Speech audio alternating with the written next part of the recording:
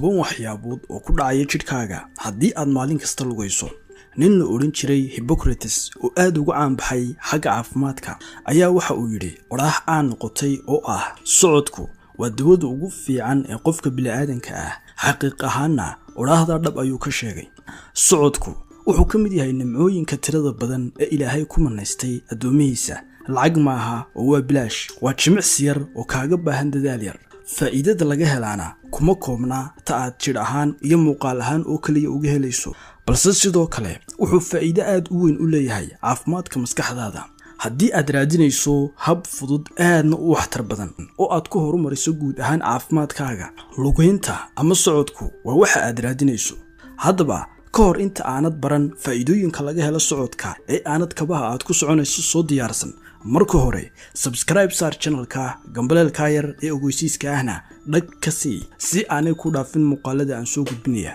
tirada waxaynu ka soo bilaaban doonaa xagga hoose. number 10 wuxuu sare u qaadaa caafimaadka maskaxdaada. cilmi baadhis lagu sameeyay jaamacad leedahay Kansas oo ku taala dalka Mareykanka ayaa waxa ay muujisay in socodku uu ka hortago in qofka maskaxdiisu ay isku dhex yaacdo oo uu hore u asaasuqo aqligiisuna uu suulo. in ka badan 35 milyan oo qof oo adduunka ku nool ayaa la ildaran xanuunka loo yaqaano Alzheimer's disease ama asaasiqa. nasiib darana tiradu intaa way ka sii badanaysaa. saynis yahanadu waxay saadaaliyeen in tiradaasi ay laba jibaarmi doonto 20 sano ee soo socda. balse warka fiican ee aan ku hayaa wuxuu yahay dadka jir ahaan u active-ka ah ee socodka badsada xanuunkani aad ayuu ugu yar yahay marka la barbar dhigo dadka aan firfircoonayn ee fadhigu ku badan yahay.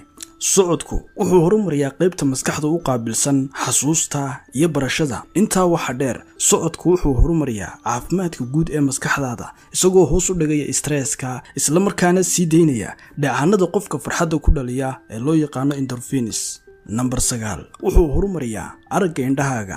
waxaa laga yaabaa inaad istiraa indhaha iyo luguhu way kala fog yihiinbe maxaa iska soo galay. xaqiiqahan socodku aad ayuu ugu fiican yahay indhaha caafimaadkaaga. waxaanu la dagaalamaa oo uu ka hortagaa xanuun loo yaqaano glaucoma kaasi oo kordhiya cadaadiska indhaha isla markaana sababaya inaad araggaaga hor u weydo. xanuunkan af Soomaali ahaan waxaa loo yaqaanaa bakooro. mid ka mid ah waxyaabaha ugu muhiimsan ee lagula taliyo qofku inuu sameeyo si uu xanuunkan uga hortagaa waa socodka. jimicsiyada fudud ee uu ka mid yahay socodka iyo jimicsiyada culusiba waxay horumariyaan caafimaadka indhaha. sidaa daraaddeed, haddii aanu hore socodkaagu u badnayn, hadda wadada qaad oo socodka bilow si aad u horumariso caafimaadka indhahaaga aanad uga hortagto dhibaatooyin culus oo mustaqbalka indhahaaga ku dhici kara. number 8 wuxuu ka hortagaa cudurrada wadnaha. ururka caafimaadka wadnaha ee Mareykanka ayaa waxa ay sheegeen in socodka aanu waxtarkiisu ka saameyn yarayn orodka markay noqoto ka hortagista cudurrada wadnaha iyo faaliga. maalintii oo aad saacad barkeed ama 30 daqiiqo lugaysa waxay ka caawinaysaa inaad ka fogaato dhibaatooyin badan sida cudurrada wadnaha ee kala duwan. socodku wuxuu hoos kaaga dhigayaa dhiig karka iyo heerka cholesterolka waxaanu horumarinayaa qulqulka dhiigaaga. number 7 wuxuu horumarinayaa awoodda sambabadaada. socodku wuxuu ka mid yahay jimicsiyada kordhiya neef qaadashada, taasi oo macnaheedu yahay inuu kordhinayo oksijiinta aad qaadanayso ee dhiigaaga galaysa, taasi oo ka caawinaysa inuu jidhkaagu iska saaro sunta iyo walxaha qashinka ah. haddii aan soo koobno, socodka ama lugayntu waxay aad ugu fiican tahay sambabadaada. waxay horumarinaysaa neef qaadashadaada, taasi oo ka hortagaysa cudurro badan oo sambabada ku dhici kara. sidoo kalena waxay horumarinaysaa difaaca jidhkaaga. number 6 wuxuu ka hortagaa macaanka ama sonkorta. waxaa laga yaabaa inaanad rumaysan, balse waxaa la xaqiijiyey in lugaynta ama socodku uu aad uga waxtar badan yahay orodka markay noqoto ka hortagista macaanka ama sonkorta.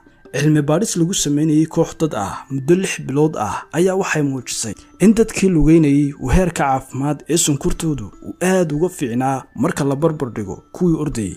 number 5 wuxuu horumarinayaa dheefshiidkaaga.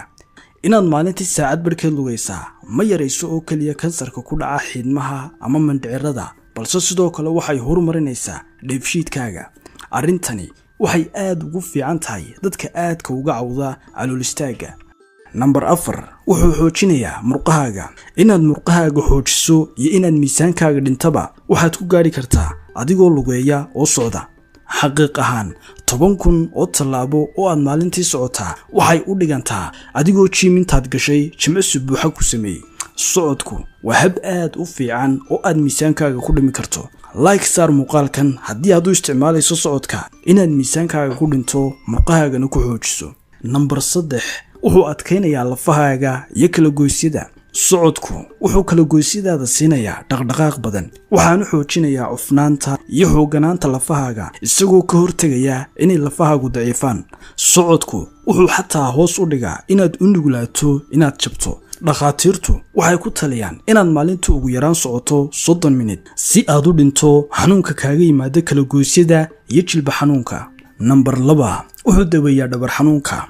xanuun kale oo uu socodku daweyn karaa waa dhabar xanuunka. Cilmi baadhis la sameeyay ayaa waxay caddaysay in toddobaadkii oo aad 3 jeer lugaysaa ay aad ugu waxtar leedahay hoosna u dhigto dhabar xanuunka. Socodku wuxuu ka qayb qaataa in qulqulka dhiigaagu uu si fiican u gaadho lafdhabartaada, waxaanu horumarinayaa qaab dhismeedkaaga isagoo xoojinaya murqaha lafdhabartaada.